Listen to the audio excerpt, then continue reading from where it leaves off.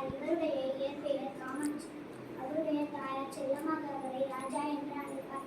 அதுவே பின்னர் காமராஜர் என்று வழி வந்தது. இவரை பெருந்தலைவர், கர்ம வீரர், கல்வி கண் திறந்த காமராஜர் என்று அழைப்பார்கள்.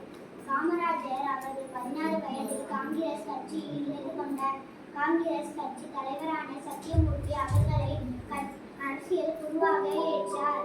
1954 ஆம் ஆண்டு முதல் தமிழக முதல்வராக பொறுப்பேற்றார் காமராஜர். 1963 ஆம் ஆண்டு வரை 9 ஆண்டுகள் ஆட்சி செய்தார். இவர் ஆட்சியில் மூடியிருந்த 20,000 பள்ளிகளை திறந்தார். மேலும் 17,000 பள்ளிகள் தமிழகம் முழுவதும் திறந்து வைத்தார். இவர் இலவச கல்வி திட்டம், மதிய உணவு திட்டம் என பல திட்டங்களை தொடங்கி வைத்தார்.